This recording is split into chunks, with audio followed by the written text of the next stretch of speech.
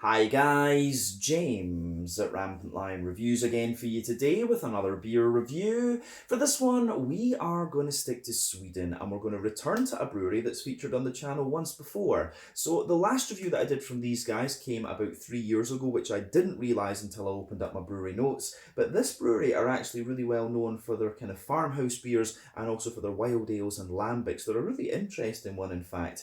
But I don't know why it's been so long since I reviewed something from them. I think it's just the fact that there are so many beers out there these days. We actually sell this brewery's bottles in the Bishop's Arms in Gustav Adolfs Torg in Malmö, and I know that my colleague Alan thinks very highly of them as well. So that's one of the reasons why I wanted to return to this brewery actually.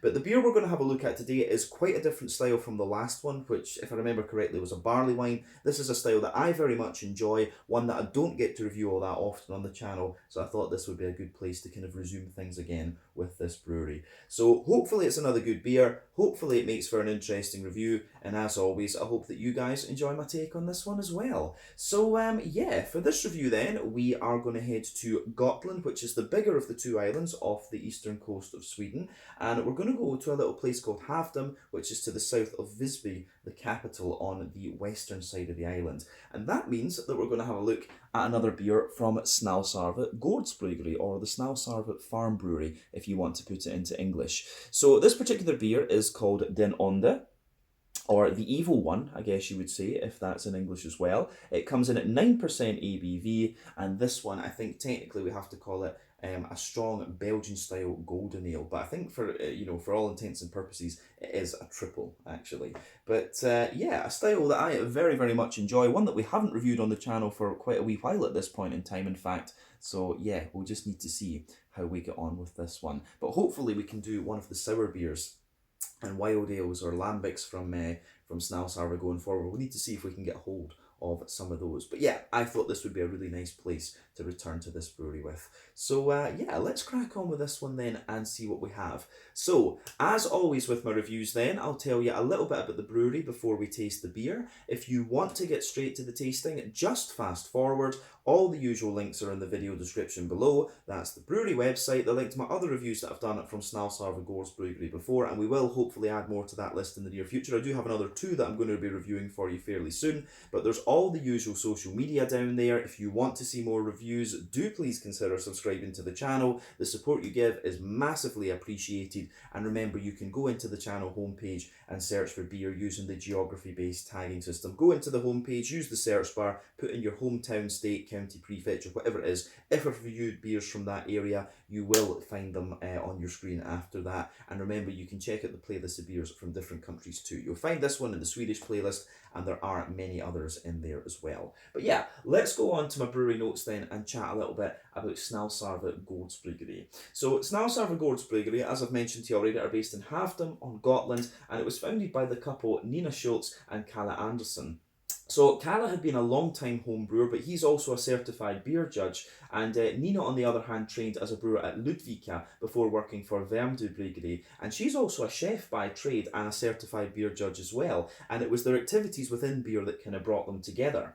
But in 2016, the pair decided to move to Gotland. They bought a farm, and the brewery can be found in one of the old stables, which took them a year to convert apparently. But they started in the summer of 2018, and the village, it's actually the brewery's named after the small village which is close by, Snausarve, and this is about 50 kilometres south of Visby, as I mentioned to you, and as I say, it's part, that little village is part of the Havdhem township, but when you look up the address of this brewery, it is of course listed as that.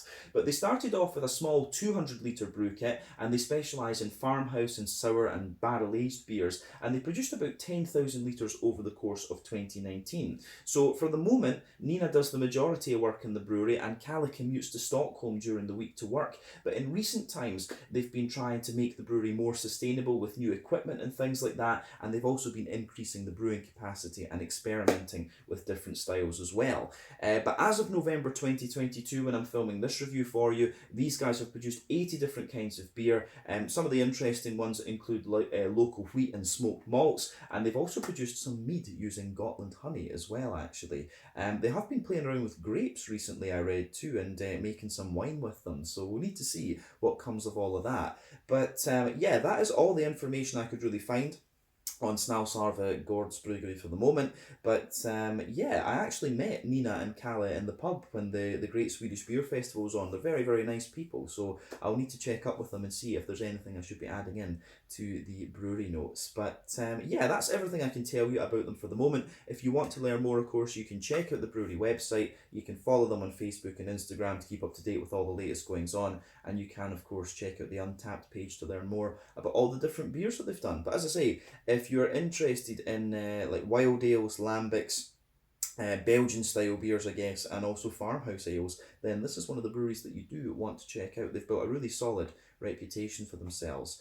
But yeah, I think we can leave it at that for that just now. So let's go on and actually have a look at the beer itself. So you can see the artwork on this one is what we've seen from Snausarve Gårdsbryggeri before. You can see plain metal cap on this one, but yeah, you can see there's the shape of Gotland, and they've got a little dot there to show you where they are in the Snausarve village, or Havdhem township as we say. But yeah, like I said earlier, this one is a 9% Belgian strong golden ale, or triple I think for all intents and purposes. But yeah, it tells you on the side here, Onde has a light body and strong taste. It's a light, strong Belgian beer brewed in the classic way, as a classic style, I guess. But yeah, it looks very, very nice. This one, 9% ABV. Let's get this guy out and we'll get on with the tasting then. Onde, 9% triple, we'll just say that, from Snausarve Gårdsbryggeri in on Gotland, I should say. A little bit of smoke on the opening. We'll get this guy out and into the glass.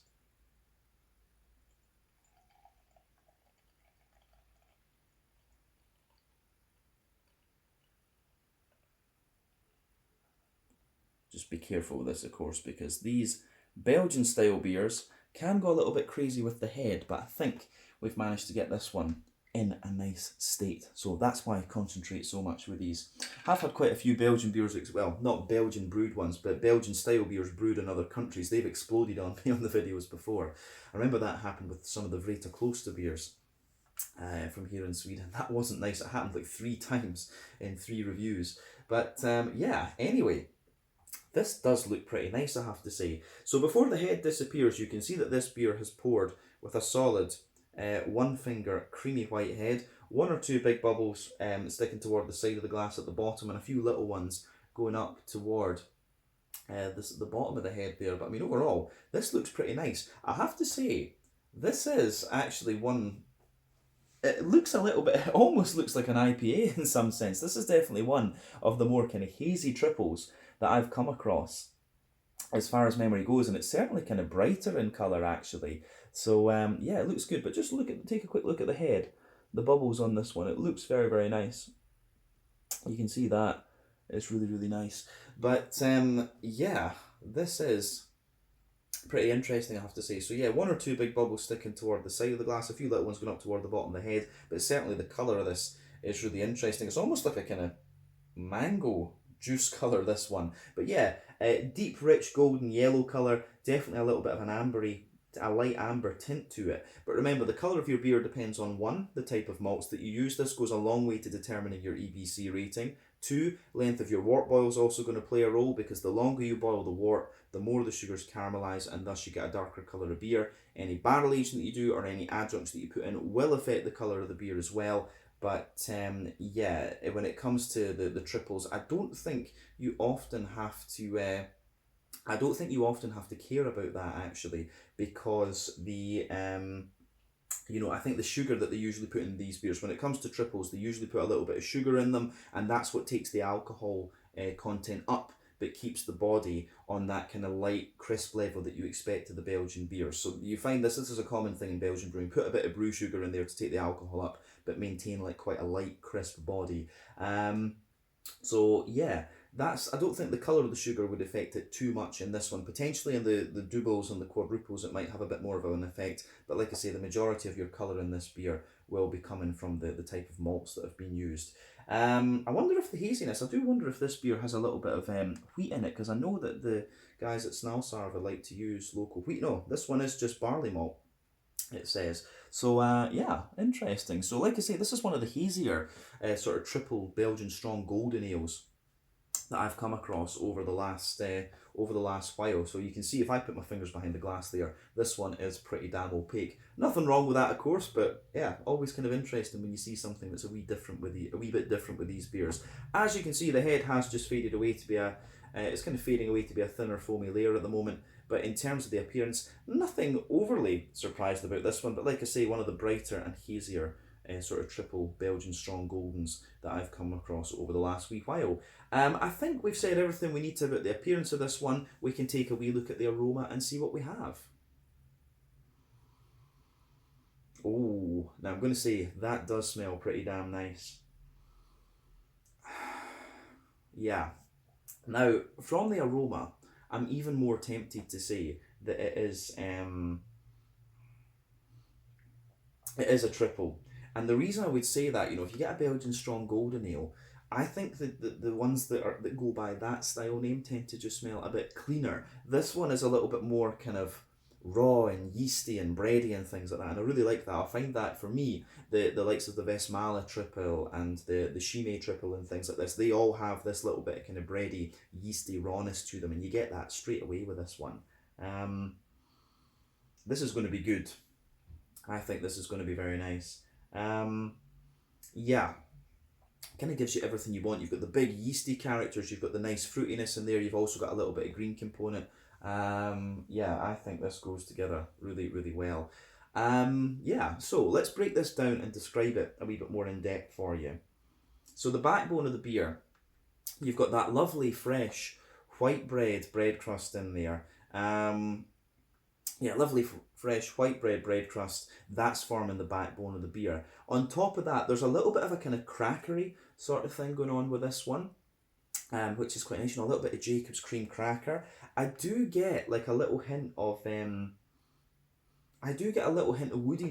to this beer as well, which is quite interesting. But like I say, the backbone is the bread crust, the cracker, the woodiness, and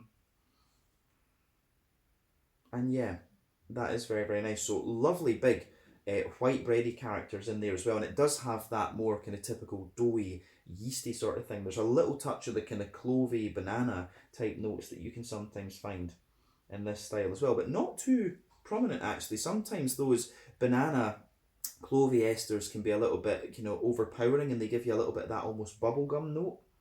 But this one for me only has a little bit of that. It's kind of like it's absorbed into the bread, the kind of white bready character that this beer has. So you do have a little touch of like a banana bread type note to this one. And that's certainly quite nice. On top of that, you're getting a little bit of a kind of McVitie's digestive biscuit sort of thing. There's definitely little elements of kind of honey to this one as well. It's like a honeycomb type brown sugar note that you're getting from this one, which is another kind of common thing that you can find within this style. But I think there's a little bit of that. The honeycomb notes are the slightly more oily ones, but then you've also got the kind of McVitie's digestive biscuity character in this one as well. So yeah, the way that this goes together is very, very nice actually. The malty and yeasty side of this beer is really quite nice. I'm very curious to see what this is going to taste like, but we'll finish off the aroma first. I'm not going to get too excited. But yeah, from the malty and yeasty side of things, this beer is lovely. Let's look at the hoppy and fruity side of things then. So the triple, of course, is not, or the Belgian strong blonde, whatever we're going to call this beer. It's not the most hop forward style, if you like, but you do get a little bit of hoppy character with these ones. I can certainly get a little touch of smooth earthiness out of this one. It's got a little bit of herbal character too. There is a wee hint of floral note there, but yeah, there's a good little bit of a kind of wet. There's a good bit of a wet, freshly cut grass type note to the beer as well. So yeah, I do like how this one. I do really like how this one goes together. So it gets a big thumbs up from me. Yeah, the green component I think just adds that little bit of freshness and crispness to the beer. I don't know how old this beer is. It doesn't say doesn't say when it was bottled actually, but it says best before the 1st of January, or the 25th of January 2023. So I guess it might have been bottled at the start of this year or last year or something. I really don't know. But yeah, the hoppy, this, as I say, this is not the most hop forward beer style, and a bit the hops will have dropped out a little bit from this one. But in terms of yeah, you do get a little bit of floral character and a nice little bit of a zesty grassy note to it, which I certainly quite enjoy as well. So on the yeah, on the fruity side of things then, it's kind of what you would expect. There's a good little bit of oily pear in this beer.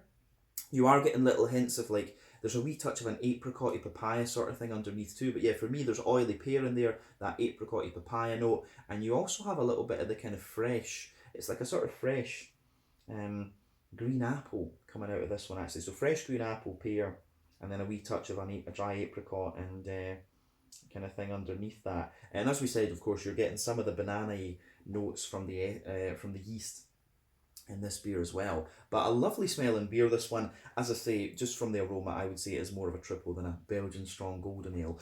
But yeah, the main question should always be, is it a good beer? We're going to find out. So yeah, as I always say, take a wee bit of time to smell the aroma before you get stuck into the beer. But we are going to taste this one now. So yeah, this is Den Onde. A triple, I would say, or Belgian strong golden ale, I guess we have to say, from Snausarve Gårdsbryggeri in Snausarve, part of Havdhem in Gotland here in Sweden. Slange, skål, cheers, and big shout out to Nina and Kalle, of course.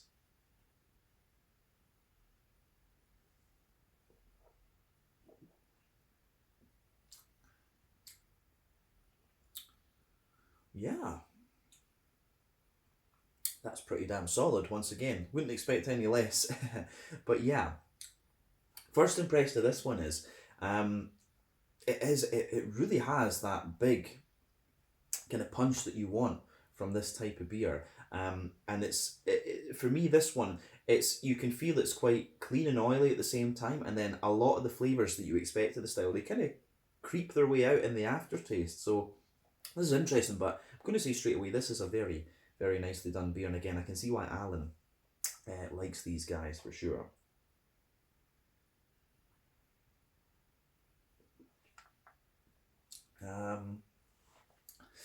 But yeah, this is another one of these beers where I always say this or often say this with the kind of Nordic beers. Quite often when you have a style like this from another country, when you try examples of this beer from, say, Sweden, Norway or whatever, it has the flavour profile that you expect.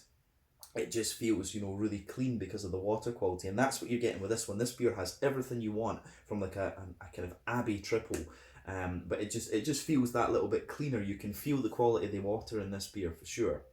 Something I'm quite sensitive to being Scottish, whiskey and all this kind of stuff. But yeah, this is nice. It gets a big thumbs up from me. Let's break this down and describe it for you a wee bit more in depth. I will also say that this is one of these beers that is quite similar to what you pick up in the aroma. The flavour really kind of is what you expect from this one.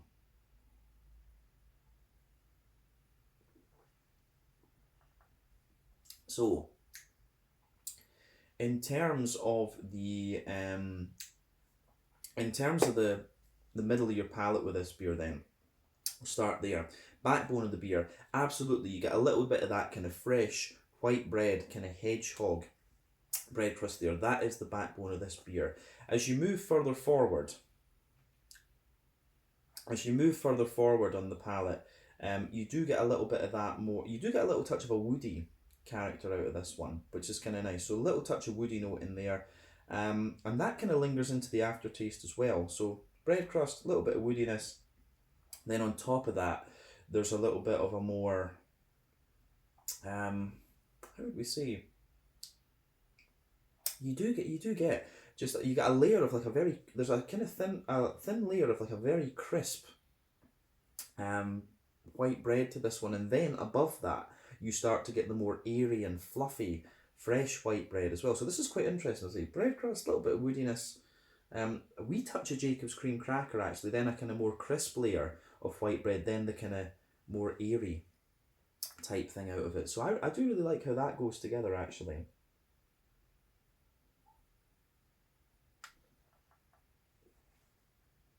So yeah, flavour wise, this beer I think is really nice on the malty side of things. The bready character you get in this one, we're on that layer, so the bready character is interesting because as you move further forward on that middle third of your palate, I find that it's more like a kind of straight up white bread, but then further back on that middle third of your palate, it has more of a kind of banana. You do get a little bit of that more kind of banana bread and slightly clovey type spice to it. So there's a good little bit of that going on. And then above all of that, of course, you start to get the kind of the sweeter side of the beer. So yeah, obviously there is, you can tell from the flavour of this one, it does have a wee bit of that kind of brew sugar that they put in these beers. I know with quadruples, actually, some breweries like to put rock candy in them, which is quite interesting. With the triples, I'm not sure exactly what sugar you would go for. But yeah, you can feel above that kind of bready layer that you have in the middle of your palate, there's a little bit, like there's a concentrated sweet, like really kind of concentrated. It's like, you know, if you think about the oil that holds a McVitie's digestive biscuit, you know, you think about that, it's like a really kind of concentrated version of that. And that, of course, is covering the booze of the beer. This thing is 9%.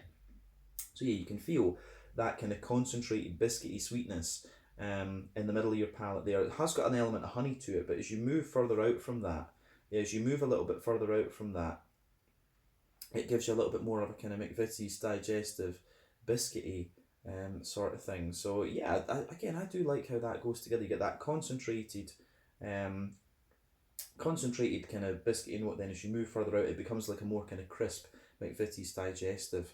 So yeah, I do. As I say, I like how that goes together. Absolutely.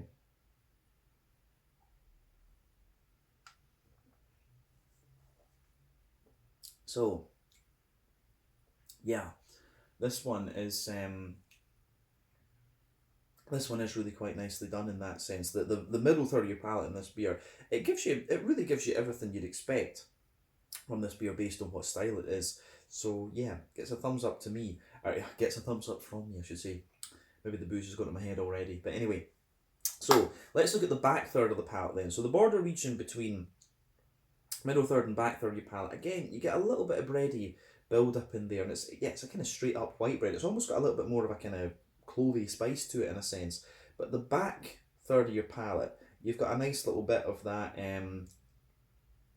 You do have a nice little bit. You do have a nice little bit of that kind of fresh, grainy bread crust in there. Then above that, you've got a wee bit more of that kind of Jacob's cream crackery sort of thing, and yeah, above that you have the kind of white. You have the white bready layer, which I think is it feels like taller, but still, you know, more airy. But you get a bit of density out of it as well. So it's interesting to see. Bread crust, the Jacob's cream cracker, those feel a little bit drier. Remember, the more kind of dry and bitter flavours come out further back on the palate. But above that, you've got a nice kind of you do have a nice you do have that kind of white bready layer, and yeah, the way that the bready character in this beer goes together, the kind of bready yeastiness, I think is great. So yeah, that white bready layer on the back of your palate, I think it feels more like a kind of straight up white bread, and then you go further up in the layer, and that's when you start to get more of the kind of banana clovey sort of things, and it feels a little touch kind of spicy almost just at the top of that layer. So definitely the back third of your palate, the flavour is definitely taller there than it is in the middle third of your palate.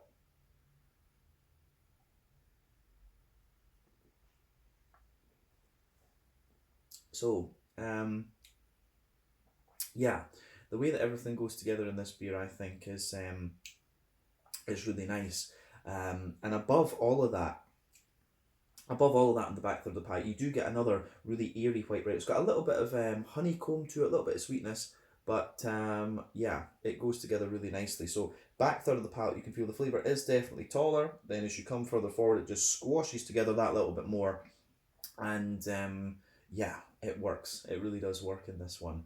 So yeah, I think that's everything we need to say about the malty and yeasty side of the beer. So let's go to the hoppy side of things then. So back corners of the palate, you've got a nice little bit of earthiness in there. As you move further forward, there's a little bit of a more kind of herbal quality to this beer as well.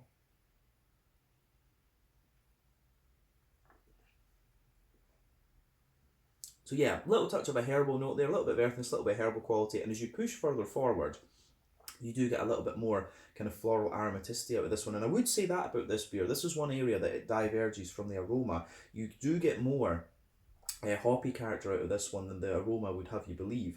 So yeah, a little bit more floral character there. Then round the front curve of the palate, there's a little bit of a lighter, more kind of grassy sort of thing to it. And you've got a wee touch of zesty character in there as well, which is really quite nice too.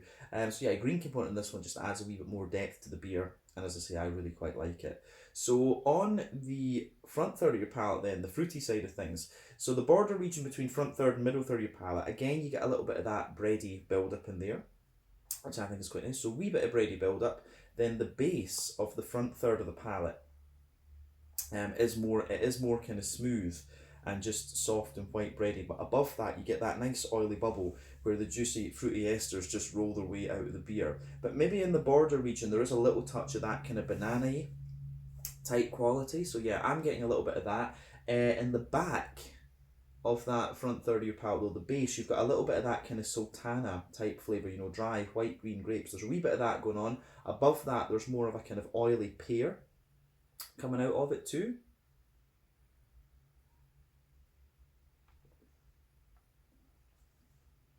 So yeah, more of an oily kind of peary quality coming out of this one, which I do quite like. So yeah, oily pear on the top, some kind of sultana notes underneath, and as you move further forward, within the base of that front third of your palate, there's a little touch of like an apricot-y, maybe very slightly papaya type flavour. But as you move into the front half of the front third of your palate, you start to get you really do get a more kind of oily and quite, you know, fresh green apple. You really do get quite a little bit of that fresh green apple quality out of this beer, which I think is very, very nice. So yeah, this gets a big thumbs up from me. This beer, I really think this. I do think it goes together very, very well. Yeah, the flavour in this one, it really is like a triple. This beer, it really is more like a kind of Abbey triple rather than anything else. And I think it's a very well done example of the style too. So I certainly wouldn't hesitate to drink this again, but we know the nature of the channel. I'm always trying different things, but in principle, yeah, I certainly wouldn't hesitate to drink this again. I think that's a very well done beer actually, and this is a style that I very much enjoy. So it's yeah, I don't take that statement lightly. I think Snausarve have done a pretty damn good job of this. So we'll need to see if they've got a quadruple. I think they've got a Christmas quadruple that they've just released. So we'll need to see about getting a bottle of that if we can. But yeah, I think we can round off this review with a wee look at the mouthfeel then. So let's do that.